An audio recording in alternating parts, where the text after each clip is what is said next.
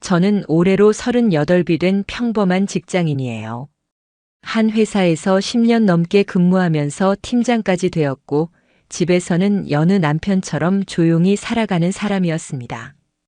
아내는 저보다 2살 어렸고, 프리랜서로 디자인 관련 일을 하고 있었어요. 결혼 7년 차. 겉으로 보기엔 문제 하나 없는 부부였다고 생각했죠. 정말 바보같이도 저는 그렇게 믿고 있었어요. 아무 의심 없이 말이에요. 그날도 평소처럼 퇴근 후 집에 돌아왔습니다.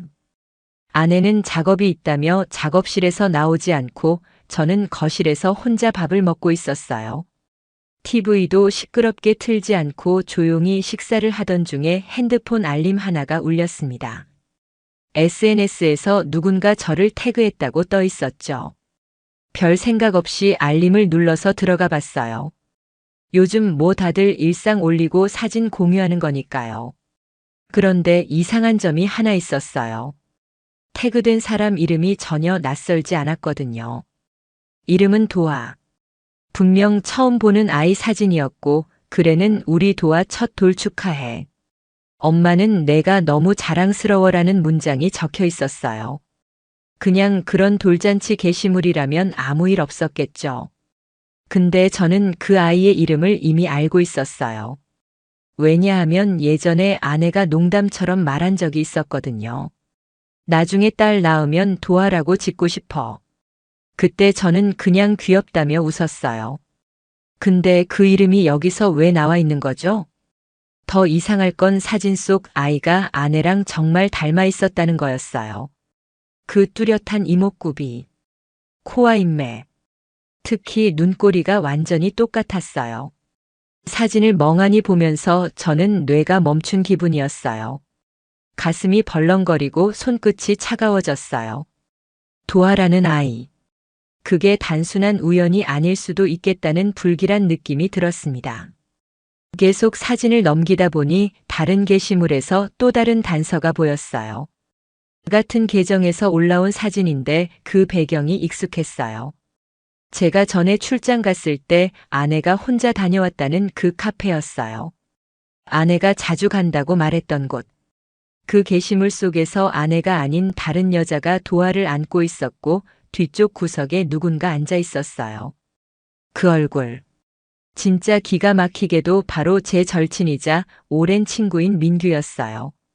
저랑 중고등학교를 같이 다녔고 대학 때도 같은 동아리였고 심지어 결혼식에도 축사를 해줬던 그 친구요.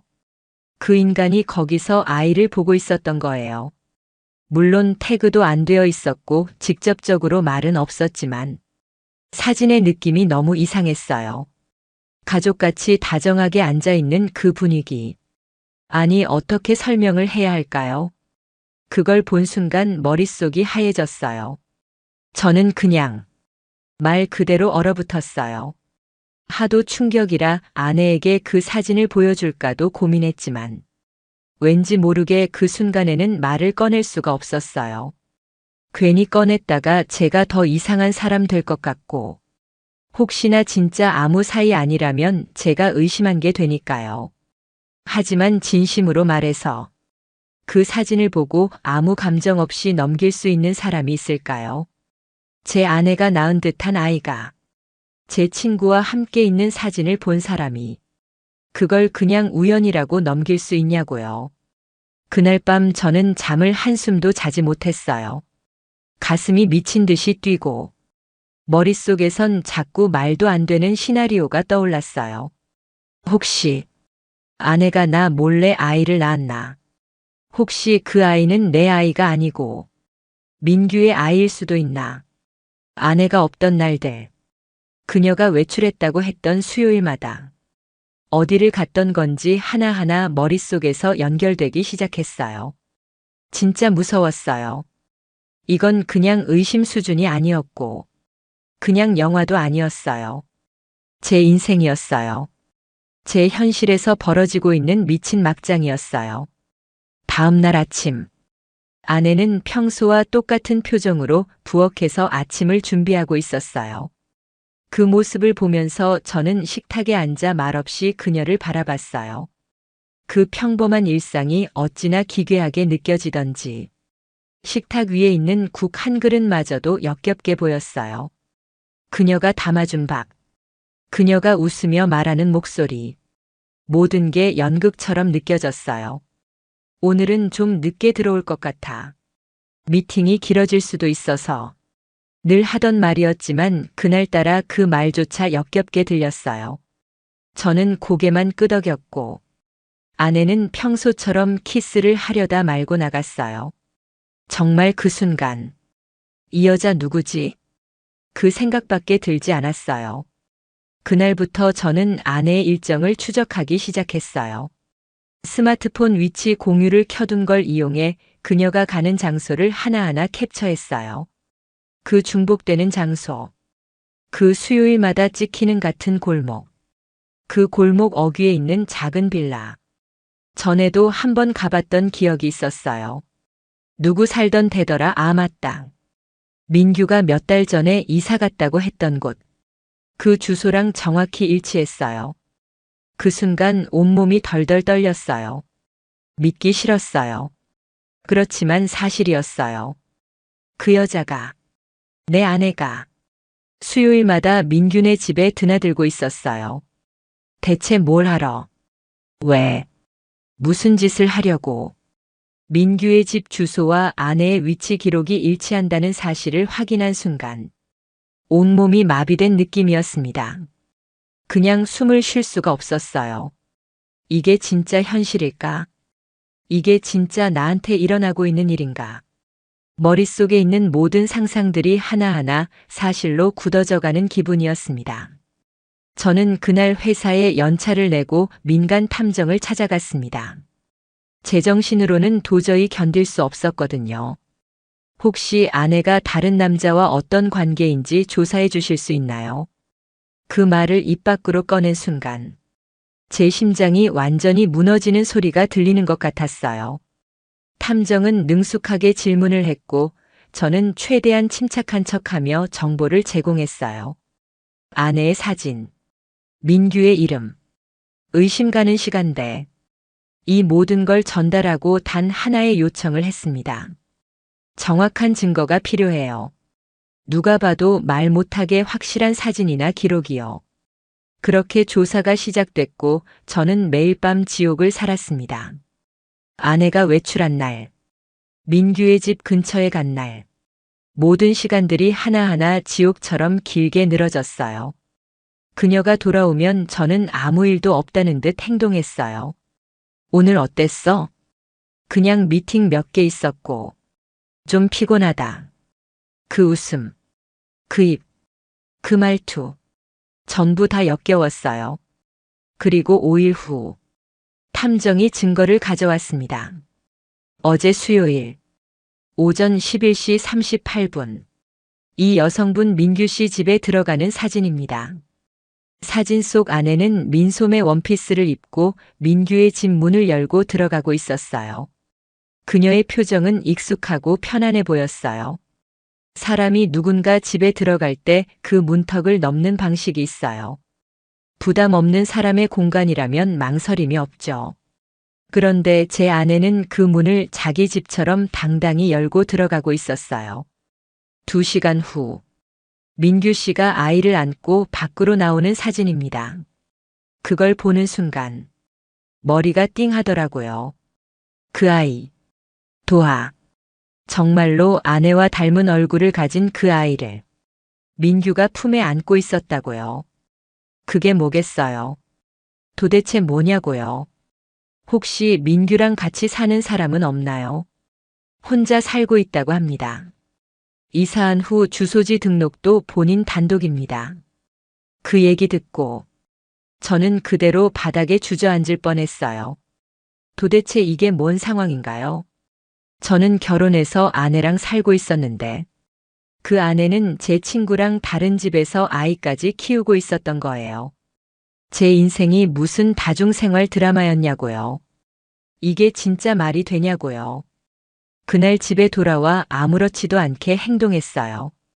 아내는 여느 때처럼 집안일을 하고 있었고 저는 웃으며 말을 건넸어요. 오늘 민규한테 전화 왔었더라. 요즘 잘 지내나 봐. 그 순간 아내의 손이 멈췄어요. 진짜로요. 그녀는 수세미를 쥔 손을 갑자기 멈추고 저를 보더니 민규, 아 그래? 무슨 일로? 그 표정, 그 미세한 떨림. 저는 놓치지 않았어요. 그냥 애 키운다고 바쁘다고 하더라. 도화 돌 사진도 보내줬어. 거기서 아내는 완전히 굳었어요. 표정이 사라졌고 눈동자가 좌우로 흔들리기 시작했어요. 그때 저는 확신했어요. 이 여자, 이 집에 사는 사람 맞아? 내 아내 맞냐고. 도대체 무슨 짓을 저질렀길래 이따위 반응이 나오는 거냐고. 그날 밤 아내가 샤워를 하는 동안 그녀의 서랍장을 뒤졌어요. 솔직히 말하면 죄책감도 들지 않았어요. 그럴 여유가 있었으면 그 전에 미쳐버렸을 겁니다. 서랍 깊숙한 곳, 잘 안 보이는 노트북 케이스 안에 USB 하나가 있었어요. 별거 아니겠지 하고 열었는데 진짜 이거 열어본 제 손이 다 후회할 뻔했어요. USB 안에는 사진 수십 장과 영상 하나가 들어있었어요. 영상은 돌잔치였어요. 민규가 도화를 안고 케이크에 촛불을 붙이고 있었고 아내가 그 옆에서 노래를 부르고 있었어요. 그리고 영상 말미에 민규가 말했어요. 우리 딸 도화, 엄마 아빠가 널 정말 사랑해. 그 순간 제 손에서 마우스가 떨어졌어요. 아무 소리도 나지 않았는데 귀에서는 웅 하는 소리만 들렸어요. 그게 뭐예요? 우리 딸이라고요? 그럼 저는 뭐예요? 그럼 제 7년 결혼은 뭐냐고요? 이건 그냥 불륜이 아니라 삶 전체에 대한 농락이었어요. 그날 이후 저는 잠을 잘 수가 없었어요. 밤이면 온몸이 쑤셨고 아무 말도 하지 못한 채 아내를 바라보는 시간이 지옥이었어요. 그리고 마침내 결심했어요. 민규를 만나야겠다고. 이 인간의 입에서 직접 듣고 싶었어요. 내 인생을 이따위로 망쳐놓은 이유를. 이중의 배신을 한 죗값을. 어떻게 그렇게 아무렇지도 않게 살 수 있었는지. 민규를 만나기 위해 일부러 아무렇지 않은 척 연락을 했습니다. 오랜만에 얼굴이나 보자. 요즘 바쁘지? 그 인간은 아무 의심도 없이 흔쾌히 오케이 하더군요. 역시나 제 앞에서는 아직도 순진한 척 연기를 할 자신이 있었던 거겠죠. 어디까지 연기할 수 있나 보자고 생각했습니다. 약속 장소는 평소 자주 가던 포장마차 골목이었어요. 술 한잔하며 예전 얘기를 하는 척. 전 그게 연극 같았습니다. 서로가 뭔가를 숨긴 채 알면서도 모른 척하며 웃는 그 상황. 진짜 역겨웠어요. 잘 지냈냐? 요즘 얼굴 보기 힘들더라. 일이 좀 바빴지 뭐. 들었어. 너 회사 승진했다며. 축하한다. 그래. 근데 너는 뭐하고 지내냐? 애 키우느라 바쁘다고 들었는데? 그 말에 민규는 잠시 표정을 굳히더니 억지로 웃으며 말했어요. 무슨 소리야? 내가 왜 애를 키워? 그럼 도화는 누구야? 그 순간 민규의 표정이 완전히 얼어붙었습니다. 그거 어떻게 봤어? 내 SNS. 아니, 도화 엄마 SNS. 우연히 말이야. 제가 그 말을 꺼내자 민규는 마치 얼음이 된 사람처럼 손을 떨기 시작했어요. 그 모습이 차라리 통쾌해야 했는데 그 순간에도 화가 더 났어요. 이 자식은 죄책감 하나 없었던 얼굴이었거든요. 숨기다 걸리니까 당황한 것뿐. 진심으로 미안해하는 기색은 눈곱만큼도 없었어요. 내가 물어볼게. 도화, 내 딸 맞냐? 그는 고개를 숙였고 한참의 침묵 끝에 고개를 끄덕였어요. 그 짧은 동작 하나가 제 심장을 산산조각 냈습니다.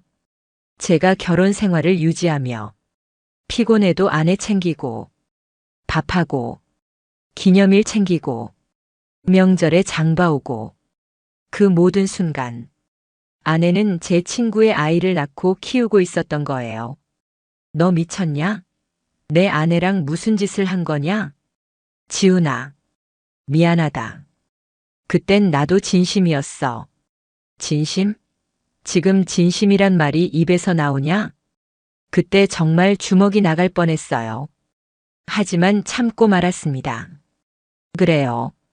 진짜 복수는 이런 감정적 폭력이 아니었어요. 저는 그때부터 계획을 세우기 시작했어요. 이걸 법으로 끝내겠다고. 둘 다 인생에서 벗어날 수 없게 만들어주겠다고. 이건 단순한 불륜이 아니었으니까요. 저를 기만한 정도가 아니라 제 인생 자체를 갈아넣은 범죄였으니까요. 집에 돌아와 아무렇지 않은 척 아내에게 물었어요. 도아라는 이름, 기억나?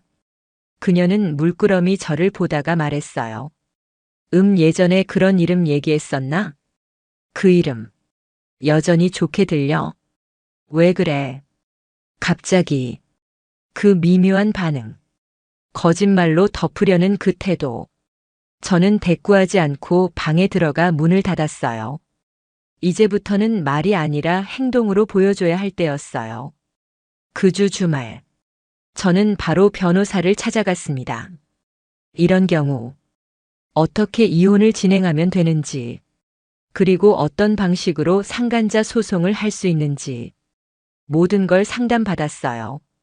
변호사는 제가 가져간 사진, USB, 위치 기록, 영상 파일을 보고 말했습니다. 충분합니다. 이건 단순한 불륜이 아닙니다. 명백한 이중 생활이며 정신적 손해와 혼인 파탄의 책임을 물을 수 있습니다. 저는 고개를 끄덕였어요. 그럼 소송 준비 바로 시작해 주세요. 최대한 강하게. 그 누구도 빠져나가지 못하게요. 그날부터 아내를 향한 감정은 차갑게 식어갔어요. 그녀가 뭘 해도, 어떤 말을 해도 저는 그냥 웃으며 대답했어요. 하지만 그 웃음 속엔 칼날이 숨어 있었어요.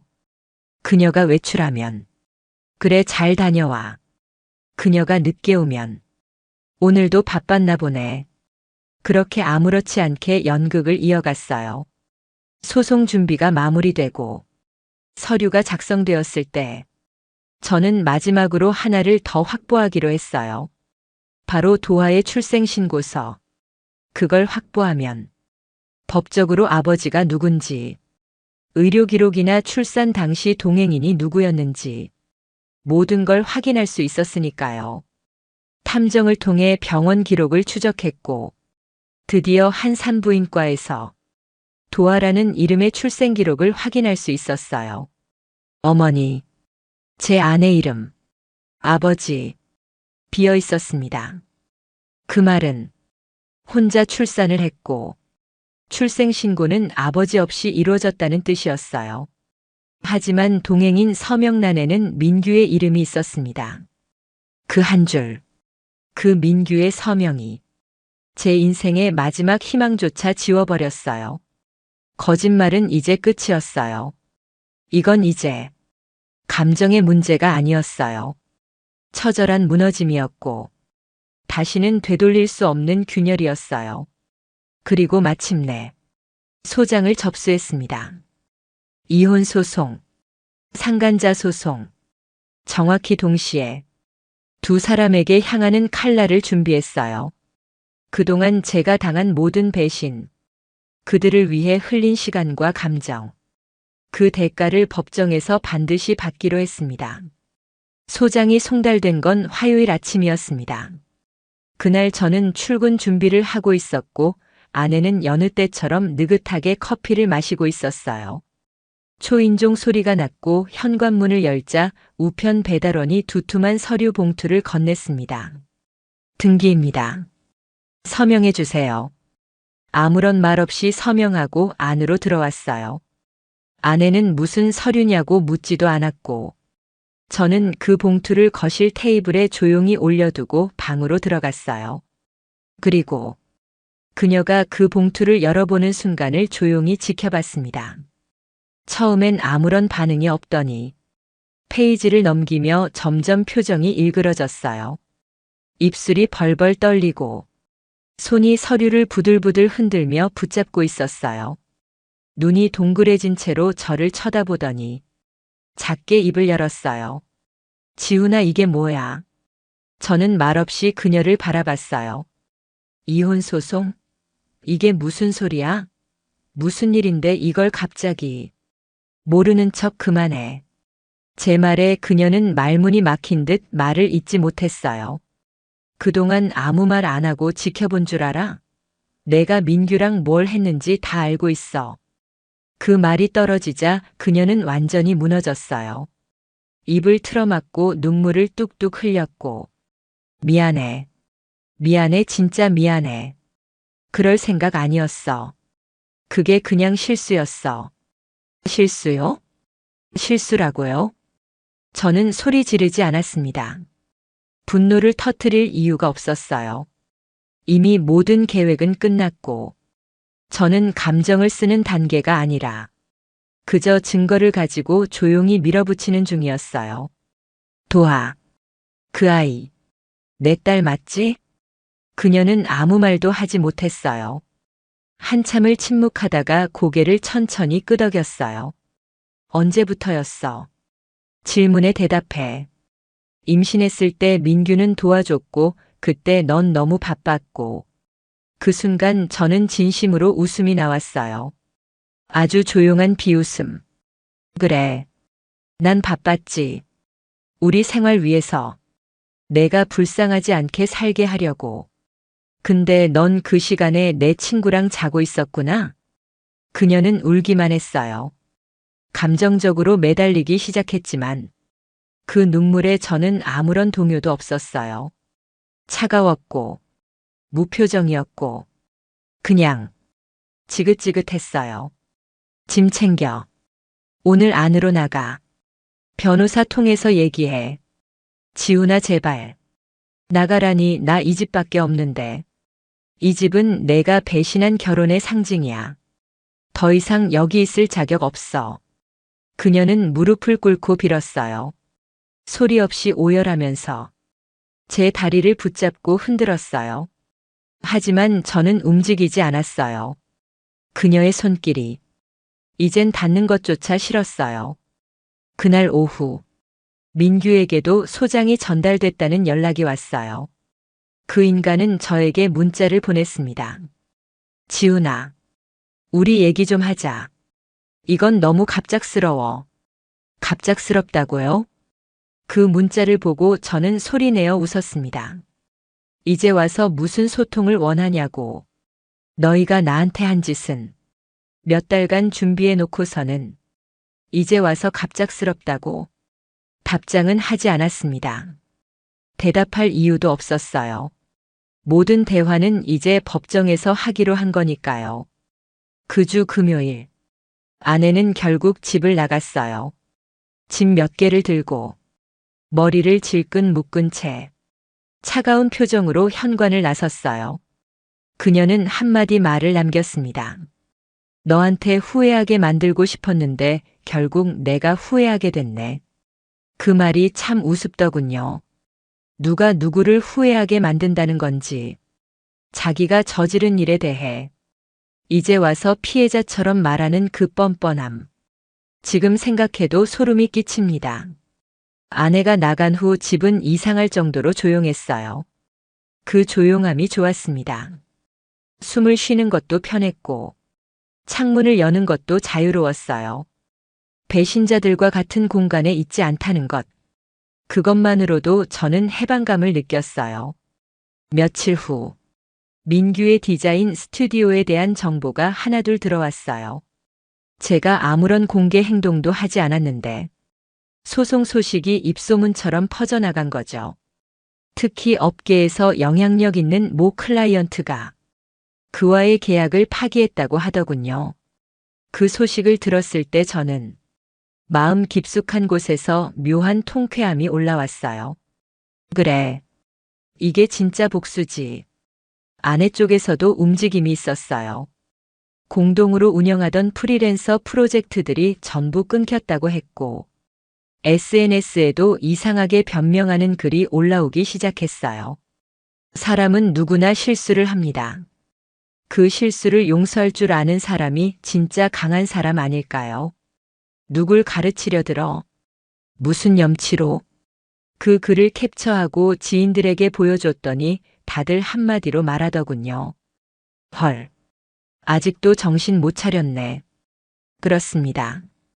이기적인 사람은 끝까지 자기 잘못을 인정하지 않아요. 그저 감정적으로 포장할 뿐. 하지만 세상은 그렇게 호락호락하지 않아요. 법이 있고, 진실이 있고, 거짓은 결국 드러나는 법이에요. 법정 첫 출석일이 다가왔습니다. 제가 아내와 민규를 동시에 법정에서 마주하게 된 그날. 솔직히 말하면 몸이 떨렸어요. 화나서 떨린 게 아니라 진짜로 그 두 사람을 대면하면 내가 어떻게 반응할지 두려워서요. 법원 복도에 도착했을 때 먼저 도착한 민규가 복도 끝 의자에 앉아 있었어요. 저를 보자 고개를 푹 숙였습니다. 전 아무런 말도 하지 않고 지나쳤습니다. 인간의 말이 더럽고 거짓될 수 있다는 걸 그가 이미 보여줬거든요. 아내는 더 늦게 도착했어요. 얼굴은 수척했고 화장은 하지 않은 듯 맨 얼굴이었어요. 눈가가 퉁퉁 부어 있었고 시선을 들지 못하더군요. 그 모습이 불쌍하게 느껴졌냐고요? 아니요. 더 이상 감정이 남아있지 않았어요. 재판은 차분하게 진행됐습니다. 제 변호사가 준비한 자료, 탐정이 확보한 사진, 도하의 출생 기록, 병원 영상, 민규와 아내가 주고받은 문자, 모든 게 증거로 채택되었고, 판사는 조용히 고개를 끄덕이며 서류를 넘겼습니다. 피고 측은 원고의 혼인 파탄에 결정적인 책임이 있음이 명백합니다. 또한 정신적 고통에 대한 보상이 불가피하며 그 목소리를 들으며 저는 조금씩 무너지던 제 내면이 회복되는 걸 느꼈어요. 내가 미친 게 아니었구나. 내가 괜히 의심한 게 아니었구나. 내 감정은 충분히 증명될 수 있었던 거구나. 결국 판결은 제가 원하는 대로 나왔습니다. 이혼은 확정되었고 재산 분할은 거의 없다시피 했어요. 집은 제가 갖게 되었고 아내는 자신 명의로 되어 있던 소액 계좌 하나만 가져갔습니다. 그리고 민규에 대한 상간자 소송 역시 법원은 3천만 원의 위자료를 판결했어요. 그 인간은 끝까지 고의는 아니었다. 감정이 컸다. 순간적인 실수였다. 그런 변명만 늘어놓았지만 판사는 말했습니다. 불륜이 순간적인 감정으로 벌어졌다고 해서 그 책임이 사라지는 건 아닙니다. 그 선택의 결과는 피고가 감수해야 합니다. 그 말이 진짜 사이다였어요. 사람은요, 자기가 한 선택의 대가를 기어코 치르게 되어 있어요. 재판이 끝난 후 법정을 나서는 길, 민규는 저를 쳐다보지 못하고 지나쳤습니다. 고개를 푹 숙인 채 걸음걸이마저 흐느적거렸어요. 그의 뒷모습을 보며 저는 묘한 해방감을 느꼈어요. 그토록 믿었던 친구에게 배신당한 대가는 그에게도 결코 가볍지 않았다는 걸 알았으니까요. 아내는 마지막으로 저에게 말했습니다. 정말 미안해. 언젠간 용서받을 수 있을까? 저는 대답하지 않았어요. 용서라는 건 상대가 바란다고 해서 되는 게 아니라 그 사람의 삶을 보며 내 안에서 시간이 만들어주는 것이니까요. 시간이 조금 흘렀고 주변 사람들 대부분은 제 상황을 알고 있었습니다. 어떤 이들은 말없이 위로해줬고 어떤 이들은 뒤늦게 분노했어요. 하지만 전 그 어떤 감정보다 그저 이 현실을 받아들이는 데 집중했어요. 이혼 후 6개월이 지나면서 삶은 점점 안정되기 시작했어요. 업무에 몰두했고 오래 미뤄왔던 취미도 시작했어요. 특히 등산을 자주 하게 됐어요. 가파른 산을 오르며 숨이 턱 막히는 순간에도 도달한 정상에서 내려다보는 세상은 작고 아름다웠어요. 그러던 어느 날 우연히 지인의 소개로 알게 된 한 여성을 만났어요. 그녀는 따뜻했고 말이 많지 않았지만 상대의 말에 귀를 기울일 줄 아는 사람이었어요. 자신만의 상처도 있었고 그걸 숨기지 않는 솔직함이 있었어요. 그녀를 보며 저는 오랜만에 누군가와 편하게 웃을 수 있었어요. 아직 연애를 한다거나 결혼을 다시 생각한다거나 그런 마음은 없었어요. 하지만 그녀와 있으면 제가 인간으로서 회복되고 있다는 걸 느낄 수 있었어요. 그녀는 제게 물었습니다. 지훈 씨는 과거를 잊고 싶으세요? 저는 고개를 저었습니다. 아니요. 그건 제 인생이었고 그걸 겪었기에 지금의 제가 있는 거예요. 이 이야기를 여러분께 들려드리는 이유는 단지 누군가를 욕하고 싶어서가 아니에요. 저처럼 사랑을 믿었다가 배신당한 사람들, 자기 잘못이 아닌 고통을 견뎌낸 분들, 그분들께 말해주고 싶었어요.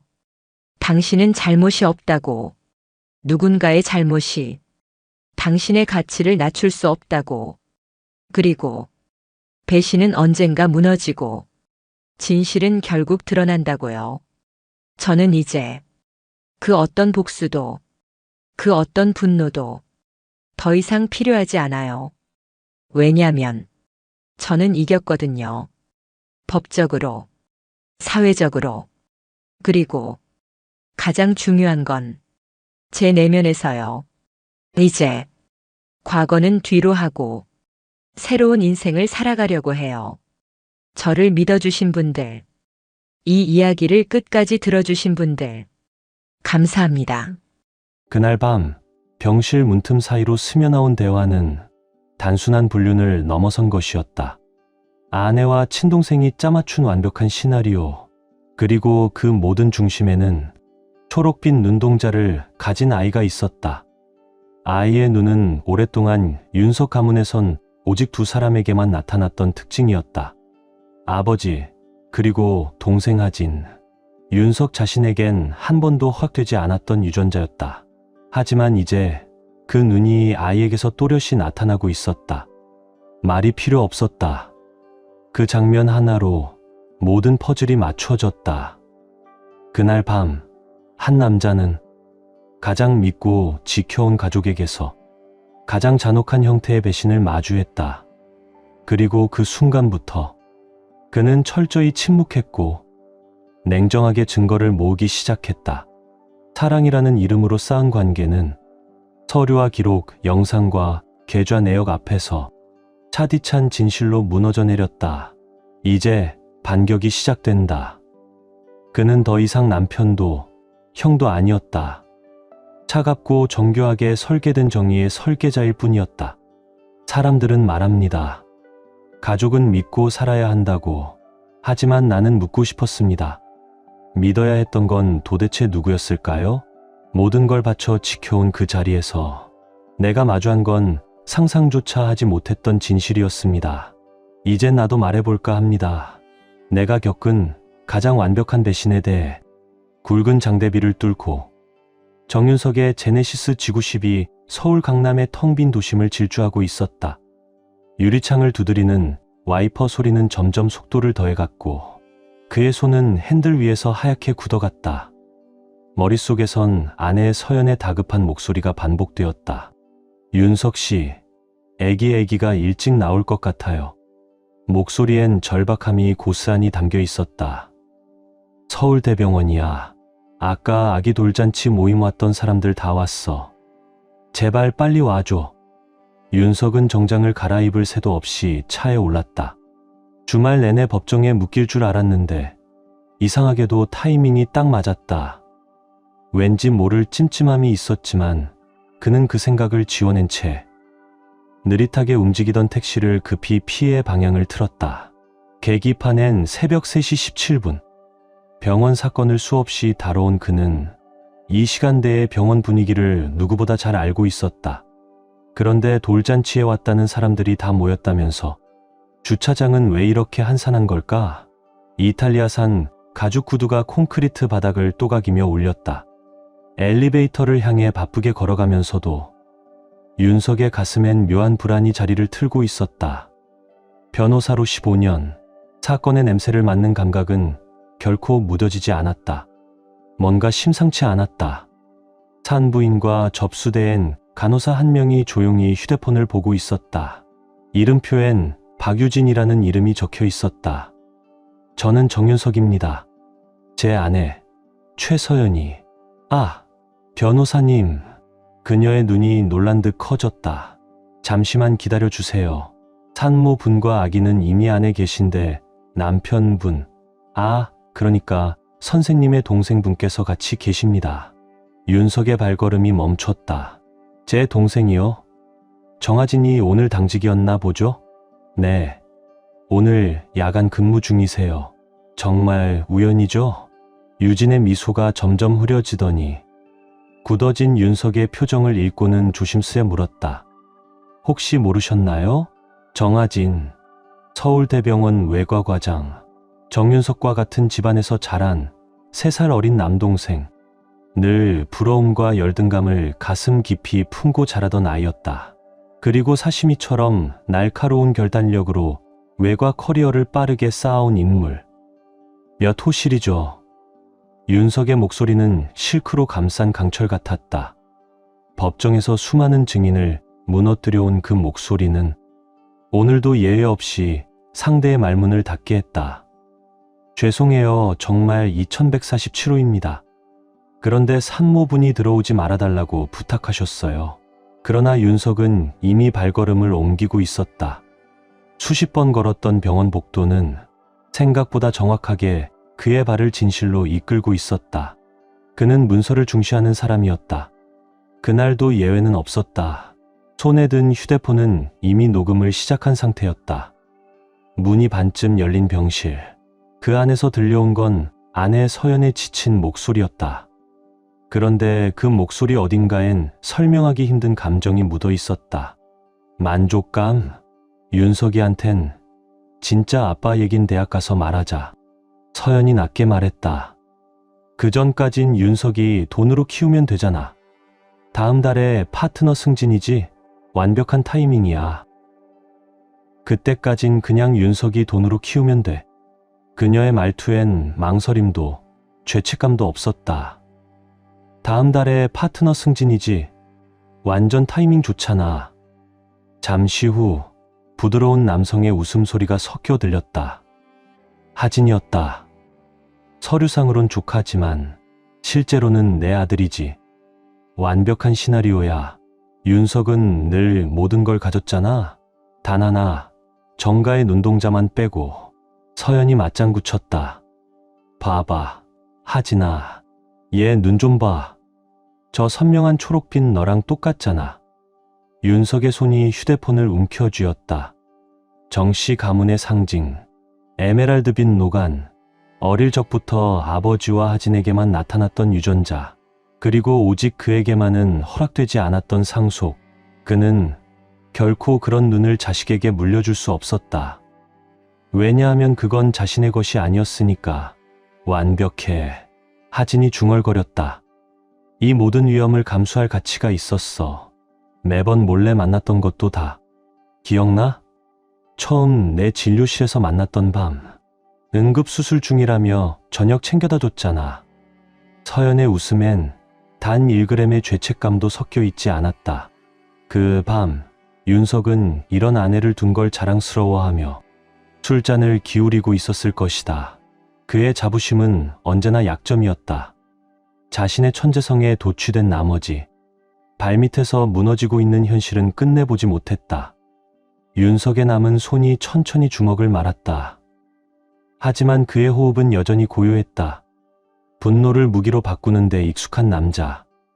약점을 날카로운 칼날로 다듬는 법을 누구보다 잘 아는 사람이었다. 얼마나 오래 있을 수 있어? 서연의 목소리가 들렸다. 사실 1시간 전에 퇴근이었는데 내가 과장이잖아. 내가 몇 시에 근무하든 아무도 뭐라 못해.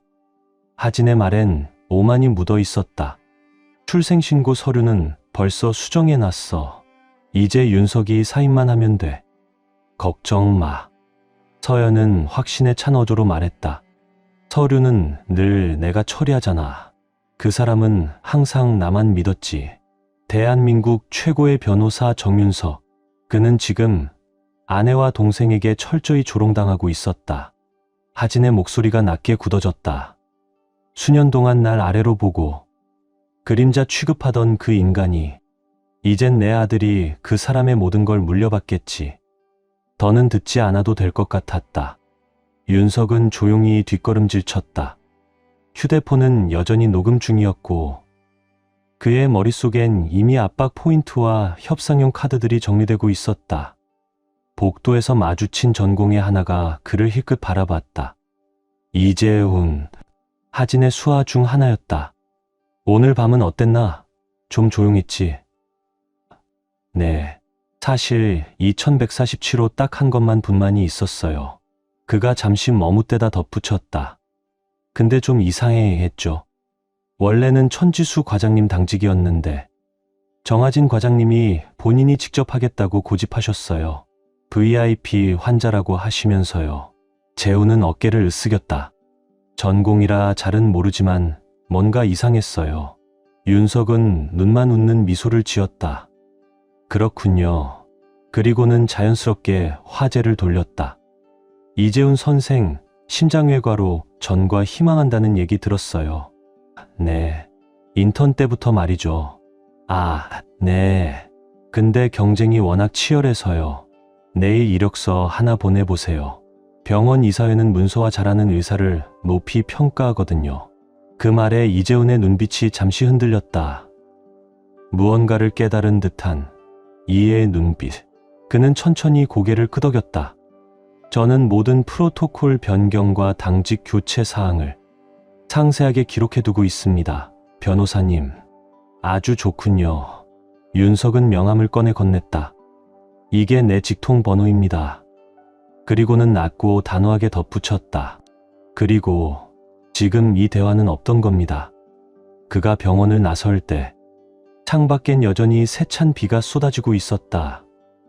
하지만 윤석의 머릿속은 차분하고 정밀하게 회전하는 엔진처럼 가능성들을 분류하고 필요 없는 가설들을 잘라내고 있었다.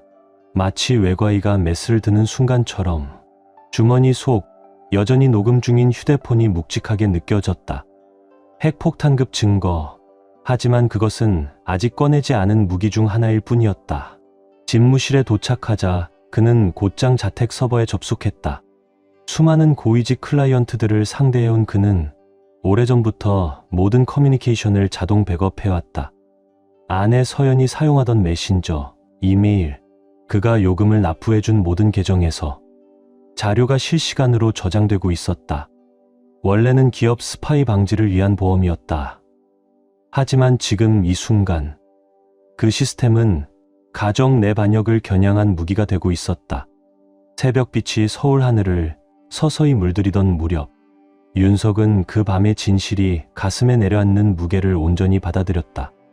하지만 누구처럼 분노에 빠지지도 비탄에 잠기지도 않았다. 그에게 남은 것은 단 하나, 서늘하고 명징한 목적성. 그들은 그를 바보라 여겼다. 자신들의 연극이 치밀하고 완벽하다고 믿어 의심치 않았다. 하지만 이제 왜 대한민국의 범죄계와 의료계가 정윤석이라는 이름 앞에서 함부로 입을 놀리지 않는지 그 이유를 뼈저리게 체험하게 될 것이다. 휴대폰이 조용히 울렸다. 화면엔 서연이라는 익숙한 이름이 떠올랐다. 그녀는 평소처럼 다정한 말투를 흘려보냈다. 어디야? 우리 다 걱정했어. 아기가 너무 갑자기 나와서. 윤석은 흐트러짐 하나 없는 손길로 답장을 타이핑했다. 강변북로에 사고가 났어. 지금 가는 중이야, 자기야. 그리고는 아무도 들을 수 없는 낮은 목소리로 중얼거렸다. 이런 날을 놓칠 순 없지. 전화를 끄는 그는 다시 컴퓨터 화면으로 시선을 돌렸다. 그곳엔 수백 개의 메시지들이 깔끔하게 정렬되어 있었다. 서연과 하진이 오랜 시간에 걸쳐 짜온 배신의 서사. 각 문장은 총알이었고 그는 지금 그것들을 하나하나 탄창에 장전하고 있었다. 그들은 자신들을 승리자라 믿었다. 하지만 진짜 게임이 언제 시작되는지조차 모르고 있었다. 그 착각의 대가는 곧 그들의 삶 전체를 삼킬 것이다. 창밖으로 붉은 여명이 스며들기 시작했다. 윤석의 책상 위엔 새벽빛이 조용히 번져가고 있었다. 그는 반격의 첫 페이지를 준비하며 넥타이를 고쳐맸다. 침착하게, 조용히, 마치 아무 일도 없었던 듯. 도심 반대편, 산부인과 병실 한 구석에서는 서연과 하진이 아기를 안고 조용한 승리의 미소를 나누고 있었다. 그들은 아직 모른다. 그들의 해피엔딩은 사실 복수극의 서막이었다는 것을. 그들이 그토록 믿고 싶은 승리의 순간을 윤석은 잠시만 즐기게 둘 생각이었다. 곧 그들은 시수적인 정의가 어떤 얼굴을 하고 있는지 아프게 마주하게 될 것이다. 일막이 막을 내린다. 그러나 윤석에게 있어 지금은 단지 말판을 짜는 서막일 뿐이었다. 그가 서울에서 가장 무서운 변호사라 불리는 이유, 그건 잊혀진 적이 없다. 동이 틀 무렵, 윤석은 마지막으로 녹음 파일을 재확인한 뒤 조용히 넥타이를 매만졌다. 그리고 병원을 향해 걸음을 옮겼다. 그의 얼굴엔 자랑스러운 아버지의 미소가 살짝 떠 있었지만 그 미소 아래엔 냉혹한 처형자가 숨어 있었다. 말판은 이미 완성되었고 말들은 이제 막 움직이기 시작했다. 정윤석은 단 한 번도 시작한 게임에서 패배한 적이 없었다. 제네시스 지구10 안, 윤석의 손목 시계가 새벽을 알리듯 조용히 째깍거렸다. 서울대병원 주차장 위로 어슴푸레한 여명이 스며들기 시작했고 그의 손엔 여전히 휴대폰이 쥐어져 있었다. 단 몇 시간 전 그의 세계를 무너뜨린, 그리고 동시에 복수의 모든 증거를 품은 그 기기. 기계는 차가웠지만 그의 마음은 냉정하게 불타오르고 있었다. 치밀한 분노, 계산된 응징, 서류상으론 조카, 진짜론 내 아들이지. 하진의 비웃음 섞인 음성이 녹음 파일 속에서 다시 흘러나왔다. 그 말 한 줄 한 줄이 이제 윤석의 손에 쥐어진 칼날이 되어가고 있었다. 그는 즉시 천지수 과장에게 보낼 메시지를 작성했다. 그날 당직이었지만 묘한 이유로 분만을 맞지 못한 인물. 고리의 시작. 지수 과장님, 오늘 새벽 분만과 관련된 당직 변경건에 대해 간단히 확인드릴 사항이 있어 연락드립니다. 윤석의 손가락은 멈추지 않았다. 법정에서 다져온 문서화의 본능이 자동으로 발동했다. 이건 단순한 메시지가 아니라 복수의 퍼즐을 여는 첫 실마리였다. 진동이 울렸다. 여전히 서연이었다. 지금 어디야?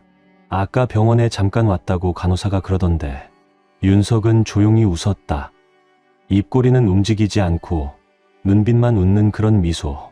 그녀들이 혼란에 빠진 지금 그는 훨씬 더 중요한 퍼즐을 꿰맞추고 있었다. 노트북을 열고 서울대병원 이사회 이사 자격으로 내부 행정 시스템에 접속했다. 수많은 의료, 과실 사건을 처리해온 그는 허점이 어디서 터지는지 너무도 잘 알고 있었다. 검색 결과는 압도적이었다. 지난 1년간 하진의 출입증으로 퇴근 이후 진료실에 수백 차례 출입한 기록. 날짜와 시간은 서연이 응급수술이라며 저녁을 가져다주던 날과 정확히 겹쳤다. 허술해졌구나, 하진아. 윤석은 중얼이며 모든 출입 기록을 다운로드했다. 너희는 비밀이 완벽하다고 착각했지. 그래서 디지털 흔적 따윈 아무렇지 않게 방치했을 것이다. 이제 그 흔적들이 법정이라는 무대 위에서 잔혹한 시로 낭독될 차례다. 다음은 보안실이었다. 한 통의 전화면 충분했다. 보안팀장님, 오늘 새벽 분만 건과 관련해 잠재적 보험 리스크가 의심되어 감사차 영상 기록을 확인하려고 합니다. 이른 아침부터 보안 기록을 요청하시는 건 이례적입니다만 요즘 보험사들이 워낙 예민하잖아요. 고위험 출산은 특히나 까다롭게 보거든요. 윤석은 익숙한 어조로 친근함과 권위를 절묘하게 섞었다. 상대는 더 이상 질문하지 않았다. 그리고 그 영상은 그의 예상을 훨씬 뛰어넘는 것을 보여줬다. 늦은 밤마다 서연이 하진의 진료실에 들어가고 몇 시간 뒤 혹은 몇 분 간격으로 따로 나오는 두 사람, 병원 카페에서 우연히 마주친 듯한 장면들. 이 모든 것들이 마치 누군가 치밀하게 짜놓은 각본 같았다. 하지만 진짜 결정타는 아기 돌잔치 날의 영상이었다. 윤석은 분명히 보았다.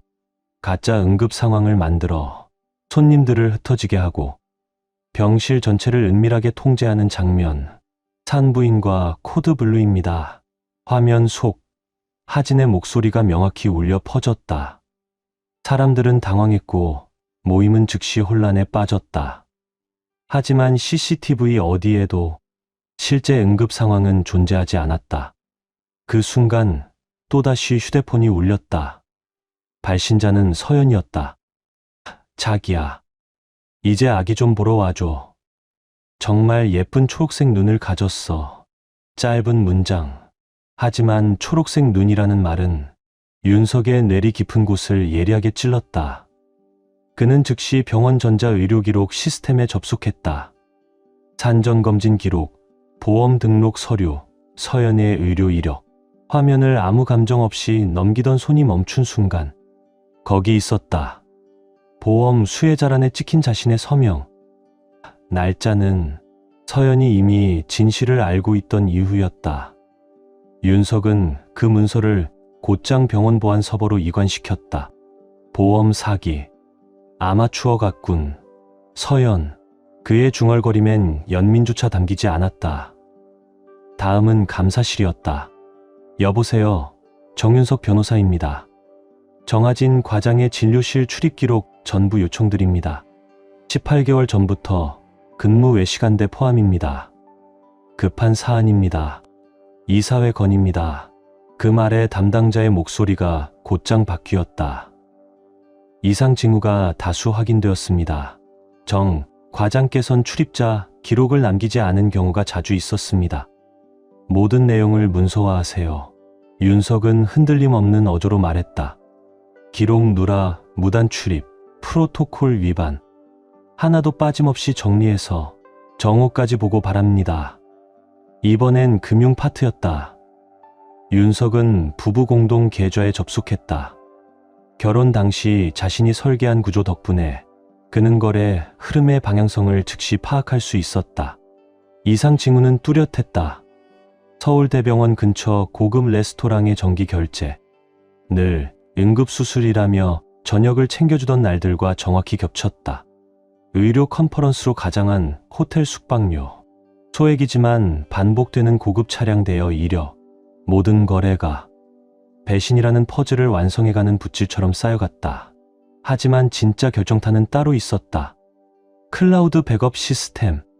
가족 보안을 이유로 집착하듯 구축했던 구조. 그 속엔 서연이 사용하던 계정의 문자, 이메일, 사진까지 모두 자동 저장되어 있었다. 몇 년치의 대화 내용이 정리되기 시작했다. 그 사람 전혀 몰라. 파트너 되겠다고 정신없잖아. 서연, 6개월 전. 윤석이 파트너만 되면 끝이야. 돈도, 이름도, 아들도. 하진, 3개월 전. 이 초록 눈면 끝이지. 변명할 방법이 없어. 서연, 일주일 전. 윤석은 모든 데이터를 분류했다. 폴더명은 간결하고 정확했다.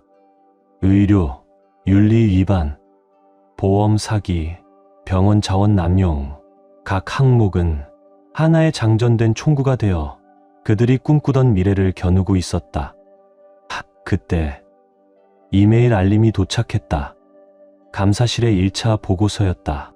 지난 1년간 정하진은 300건 이상의 비정상적인 출입 기록, 위반을 저질렀다. 그리고 또 한 번 진동이 울렸다. 이번엔 하진이었다. 형, 어디야? 서연이 걱정하잖아. 아기 좀 보러 와. 그 뻔뻔한 메시지에 윤석은 오히려 차가운 미소를 지었다. 감정은 없었고 전략만이 남아 있었다. 이제 시작이었다. 그는 서울대병원 이사회 임원들에게 엄선한 CCTV 영상 몇 개를 첨부한 메일을 작성하기 시작했다. 그리고 또 다른 메일 세트는 대한의사협회 윤리위원회로 발송되었다. 하진의 반복적인 프로토콜 위반 내역과 함께. 하지만 윤석은 거기서 멈추지 않았다. 그는 조용히 서연이 근무하는 법무법인 내부 포털에 접속했다. 몇 달 전 서연이 자신의 커리어를 돕고 싶다며 스스로 건넨 접근 권한이었다. 몇 분 만에 윤석은 모든 기록을 손에 넣었다. 병원 방문 중 로펌 자원을 사적으로 활용한 내역, 업무 시간 조작, 병원 동선을 감추기 위한 허위 청구. 모든 정황이 이제는 분명한 혐의로 굳어지고 있었다. 어느덧 해가 완전히 떠올랐고 윤석은 처음으로 깊은 숨을 내쉬었다. 그동안의 고요함은 폭풍 직전의 정적과도 같았다. 이메일 알림은 끊이지 않았다. 병원 이사진, 행정부, 윤리위, 놀람과 회의 요청, 해명 요구가 뒤섞인 메시지들이 연달아 도착했다. 윤석은 서연에게 짧은 메시지를 보냈다. 정체 풀리는 중이야. 곧 우리 아들 보러 갈게. 잠깐만 더 그 환상의 승리감 즐기고 있어. 병실 문을 열기도 전에 그들의 세계는 조용히 그러나 급속도로 붕괴 중이었다. 그 순간 휴대폰이 울렸다. 발신자는 대한의사협회 윤리위원장이었다. 정 변호사님, 정하진 과장과 관련된 매우 심각한 자료를 전달받았습니다. 윤석은 단호하게 응답했다. 잘 연락 주셨습니다. 이미 지속적으로 증거를 수집 중이었습니다.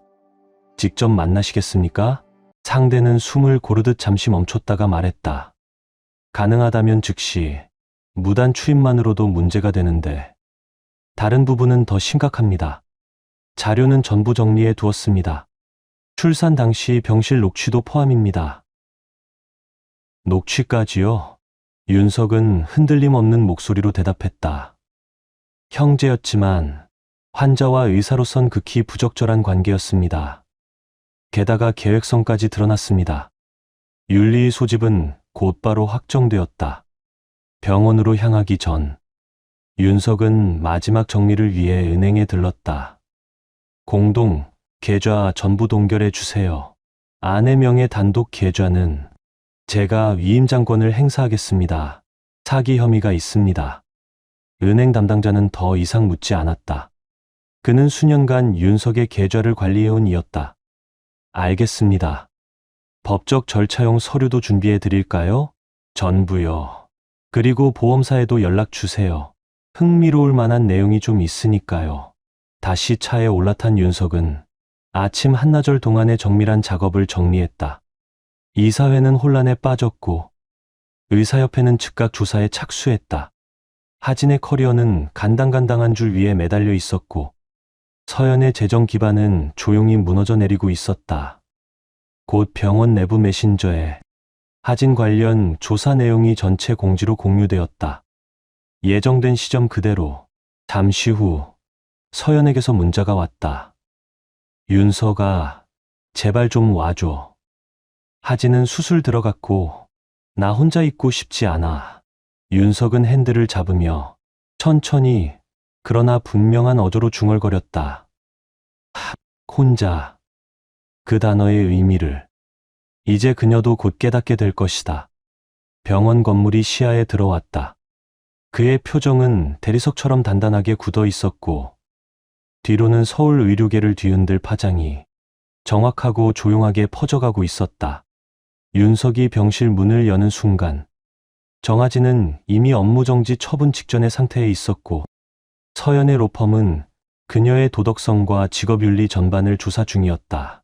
그들이 조각조각 쌓아올린 미래는 지금 이 순간 실시간으로 무너지고 있었다. 완벽한 배신극이라 믿었겠지만 사실 그들은 정윤석에게 파멸의 모든 무기를 손수 건네준 것에 불과했다. 게임은 끝나고 있었다. 단지 그들의 시나리오대로는 아니었다. 전혀 아니었다.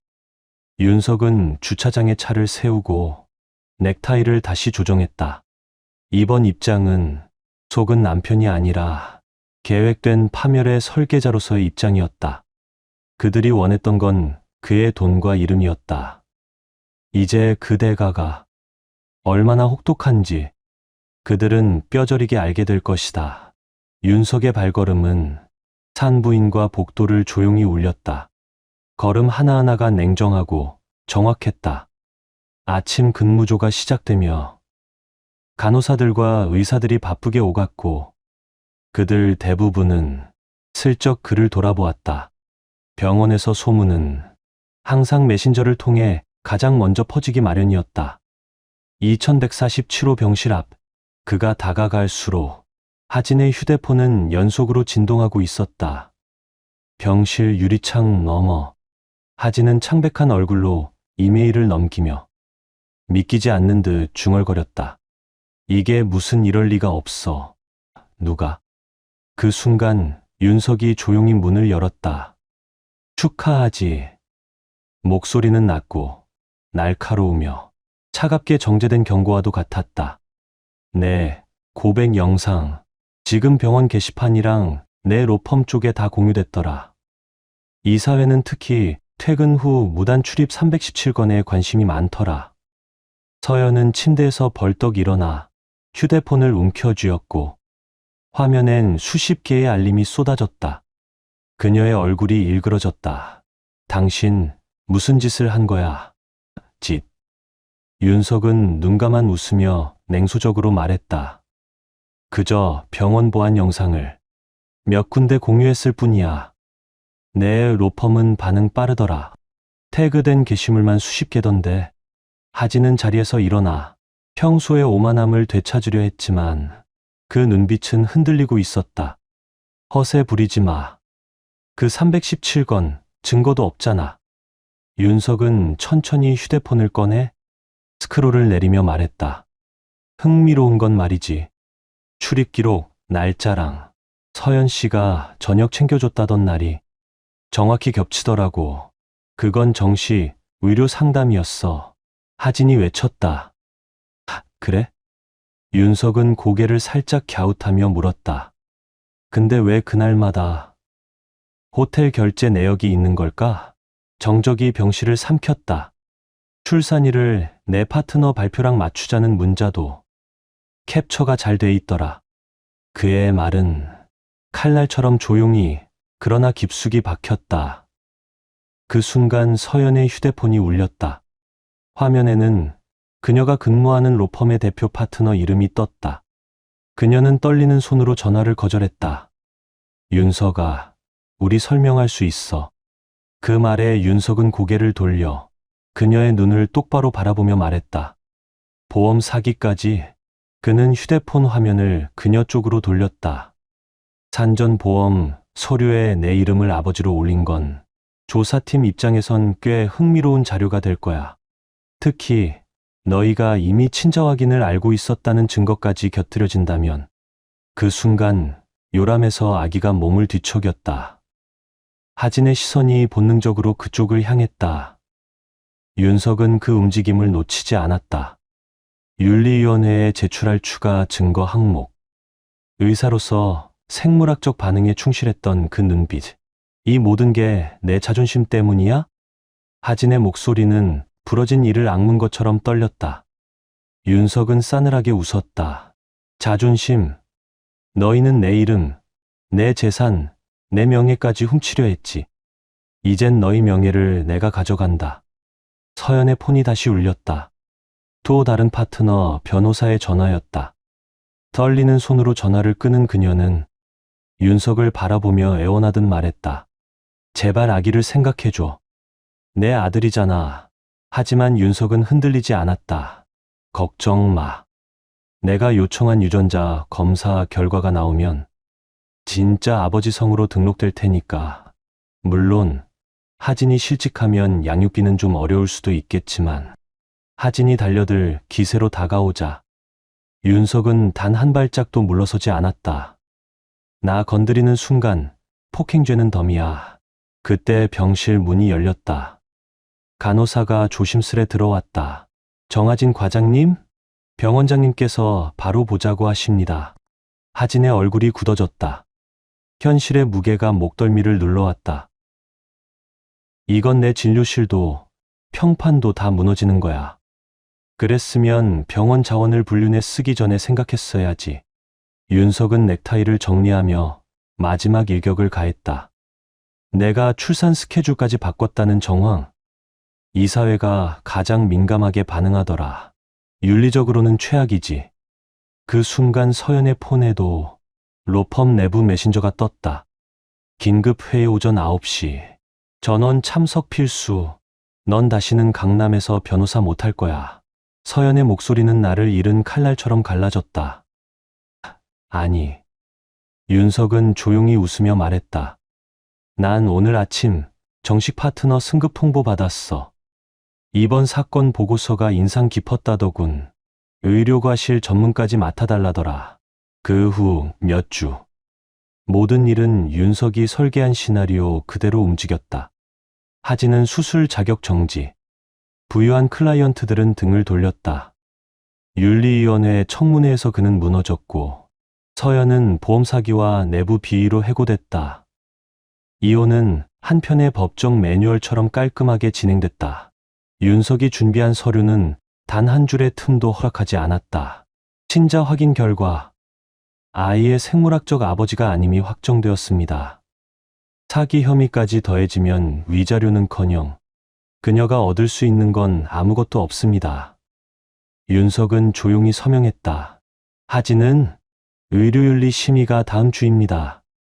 제출된 자료로 보면 면허 정지 가능성 높습니다.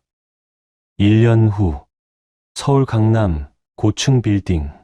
윤석은 자신의 코너 사무실 창가에 서 있었다. 도시의 스카이라인이 은빛 햇살에 반짝였다. 뉴스 속보 알림이 떴다. 전 서울대병원 외과 과장, 지방의원으로 재취업. 윤석의 입가에 조용한 미소가 스쳤다. 정하진의 몰락, 그 화려했던 커리어는 이제 지방의원에서의 조용한 진료로 변해 있었다. 또 다른 알림, 사설 탐정의 보고 메일이었다. 대상 S, 현재 고향 소재 로펌서 법률사무 보조로 근무 중. 양육비 인상 청구는 수입 감소 사유로 기각됨. 아이 건강, 양호. 눈동자 색은 뚜렷한 초록색. 윤석은 메일을 아카이브에 옮기고 책상 쪽으로 돌아섰다. 디지털 액자에는 과거의 가족 사진들이 자동으로 넘어가고 있었다. 그중 하나, 서연과 하진이 웃고 있는 모습. 그들의 미래는 한때 밝아 보였지만 거짓 없는 증거 앞에서 산산이 무너졌다. 사무실 문을 노크하는 소리. 정 변호사님, 다음 의뢰인 오셨습니다. 의료과실 소송 건입니다. 들여보내세요. 윤석은 넥타이를 매만지며 조용히 몸을 돌렸다. 회상은 사라지고 현재가 자리를 잡았다. 정의는 시현되었고 과거는 끝이 났다. 그는 액자를 꺼버리고 고개를 들어 새로운 의뢰인을 마주했다. 게임은 끝났다. 그는 이겼다. 그리고 어딘가 강원도의 외딴 마을, 초록빛 눈동자를 지닌 아이 하나가 자라고 있었다. 그 아이는 언젠가 알게 될 것이다. 가장 무서운 증거는 DNA도 영상도 아닌 냉정하게 설계된 정의라는 것을. 5년 후 서울 중심가 42층, 대한민국 최고의 대형 로펌 본사 코너 오피스. 윤석의 책상 위, 새겨진 명패가 아침 햇살에 반짝였다. 정윤석 대표 파트너 변호사 의료과실 전문. 그의 휴대폰이 익숙한 알림으로 울렸다. 사설 탐정의 분기 보고서. 대상 S, 현재 강원도 평화위원회 지속 근무 중. 윤석은 그 메시지를 조용히 스크롤했다. 그리고 천천히 웃었다. 그는 모든 걸 되찾았고 모든 걸 바로잡았다. 그리고 다시는 놓치지 않을 것이다. 현재 연봉 8,500만 원. 과거 서울대병원 외과과장 시절 연봉 9억 6천만 원에서 대폭 감소. 세 번째 법률 보조 자격 시험 탈락 기록. 양육비 인상 청구는 수입 불안정 사유로 기각됨. 아이, 만 5세, 지역 공립학교 재학 중. 녹색 눈동자 여전히 뚜렷함. 양가 가족과 교류 없음. 윤석은 이 모든 내용을 읽고 메일을 아카이브로 정리했다. 미련이 아닌 사업가로서 투자 수익률을 점검하는 습관일 뿐이었다. 정 변호사님, 비서 김소영의 인터폰 목소리가 들려왔다. 천지수 교수님 오셨습니다. 들여보세요. 이제는 서울대병원 산부인과 과장이 된 천지수 교수가 자신감 있는 걸음으로 사무실에 들어섰다. 5년 전 정화진 윤리위 심의에서 초조하게 증언하던 모습은 어디에도 없었다. 이 위원회에 정화진 씨의 또 다른 항소가 들어왔습니다. 지수는 자리에 앉으며 말했다. 여전히 같은 논리예요. 자기는 이미 형은 다 받았고 자격정지는 이제 해제해야 한다고. 윤석이 눈썹을 살짝 올렸다. 결과는요? 기각됐죠. 또요. 지수는 미소를 지었다. 그 사람은 의료 윤리를 모든 면에서 어겼습니다. 병원 자원으로 불륜, 자기 자식 직접 분만, 기록 조작까지. 이 사회는 영구적 위험 요소로 간주하고 있어요. 면허 유지된 것 자체가 기적인 셈이죠. 물론 제한 면허지만요. 지수는 태블릿을 꺼내며 말을 이었다. 아, 이건 들으시면 웃기실 거예요. 그날 병실 문 막으려던 간호사 기억하시죠? 응. 박유진. 이제 산부인과 관리 프로토콜 책임자예요. 출입자 기록 시스템을 전면 개편했답니다. 윤석은 고개를 끄덕였다. 자신에게 불리했던 행동이라 해도 전문성 있는 사람은 늘 높이 평가했다. 그 순간 휴대폰에 또 다른 메시지 알림이 떴다. 보낸 사람 토마스, 서연의 전 로펌 동료. 알려야 할 것 같아서 서연이 여기 지원했더라. 결혼 전 성으로 우릴 못 알아보게 하려던 모양이지. 하지만 난 지금 채용위원회에 있거든. 윤석의 답장은 짧았다. 기준은 유지되어야 하니까. 그때 사무실 문이 노크되었다. 비서 소영이었다. 죄송하지만 11시 자선 이사회 가셔야 합니다. 정가 소아병동 기증식. 윤석은 고개를 끄덕였다. 아버지 이름이 하진 같은 놈에게 더럽혀지긴 아까우니까요. 지수가 나간 뒤 윤석은 창가로 잠시 걸어갔다. 정씨 가문의 이름은 회복되었고 하진의 오점에서 벗어나 이제는 자신의 기부와 업적으로 존경받고 있었다. 그 순간 노트북에서 새 이메일 알림음. 부동산 중개인에게서 온 편지. 정하진의 집은 여전히 담보대출금보다 낮은 시세. 세 번째 재융자 시도마저 거절. 재산세도 3개월 체납 중. 그의 재정 몰락은 윤석에게 특히나 만족감을 주는 구경거리였다. 한때 하진은 윤석의 철저한 자산관리 습관을 비웃곤 했다. 자신은 신용과 명성만으로도 살아갈 수 있다며. 이제 신용도 명성도 모두 바닥이 났다. 그 순간 뉴스 알림 하나가 눈길을 끌었다. 의회 구성원들은 예산 삭감에 직면해야 한다. 농촌, 지역, 의료 위기 심화. 그 옆엔 주름진 수술복 차림에 하진 사진이 함께 붙어 있었다. 이제 40대 초반인 그였지만 사진 속 그는 이미 노쇠해 보였다. 그는 단순한 찰과상 치료나 감기 진료를 하고 있었고 복잡한 수술이나 VIP 진료는 더 이상 그의 몫이 아니었다.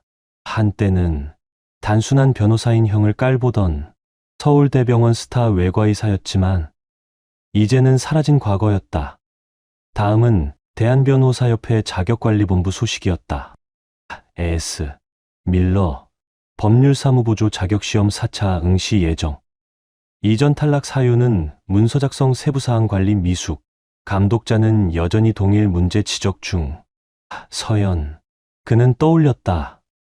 한때는 자신의 문서 집착에 비웃음을 보이던 사람. 이제는 기초 법률 서류조차 작성하지 못하는 인물이 되어 있었다. 최신 조사 사진엔 작은 시골 식당 2층 원룸, 10년 된 중고차, 할인마트에서 쇼핑 중인 모습이 담겨 있었다. 그녀가 자신의 돈으로 유지하려 했던 명품 옷장과 고급 라이프 스타일은 이제 기억 속 조각에 불과했다. 정 변호사님? 비서 소영의 목소리가 다시 울렸다.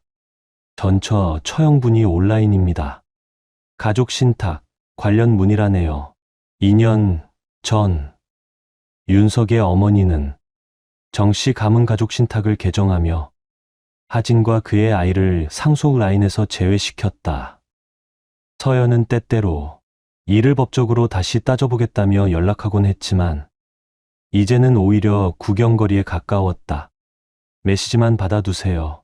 윤석은 고개를 돌려 다시 창밖을 바라보았다. 그리고 조사 보고서의 한 구절을 떠올렸다. 아이, 현재 유치원 재학 중. 가족에 대한 질문에 혼란스러워함. 정아지는 한 달에 한 번 정도 아이를 보러 왔다. 그 방문은 늘 짧고 어색했다. 아이에게 몰락한 아버지의 그림자는 항상 함께 따라다녔다. 서연은 여전히 겉모습을 유지하려 애썼지만 작은 시골 마을 사람들은 이미 다 알고 있었다. 그들의 이야기, 언젠가 친자 증명으로 활용되었던 그 초록빛 눈동자, 이제는 배신의 흔적이자 결코 지울 수 없는 증거가 되어 있었다. 정씨 가문의 상징이었던 그 눈, 윤석에게는 주어지지 않았던 유전자가 이젠 자랑이 아닌 오점이 되어 있었다.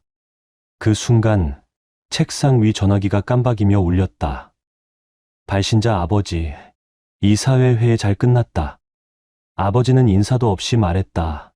외과병동 이름이 공식적으로 바뀌었어. 하진 이름은 모든 기록에서 삭제됐고 윤석은 차분히 답했다.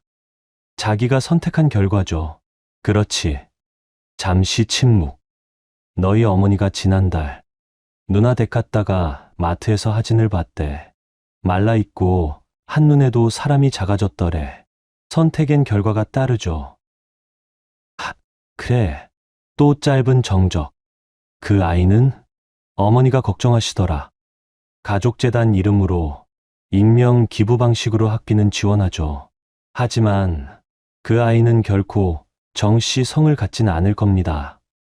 추하기 넘어 아버지의 동의는 조용하지만 확고했다. 정씨 가문의 명맥은 지켜져야 했고 더 이상 오염될 수 없었다. 그때 캘린더 알림이 떴다. 의료과실 전문 로펌과의 점심 미팅. 또 하나의 합병 논의. 이혼 소송 이후로 윤석의 명성은 하늘을 찔렀고 그의 법률 기술 복수 설계 능력은 전설이 되어 있었다. 정 변호사님, 비서 소영이 마지막으로 나타났다. 동생분이 음성 메시지 남기셨어요. 어머니 생신 관련해서랍니다. 삭제하세요. 윤석은 다시 창밖으로 돌아섰다.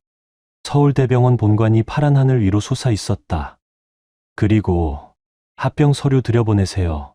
5년의 세월은 모든 이들의 삶을 뒤바꿔 놓았다. 윤석은 정밀하게 계산된 복수를 완수했고 그의 배신자들은 매일같이 자신의 선택을 떠올리며 살아가고 있었다. 하진.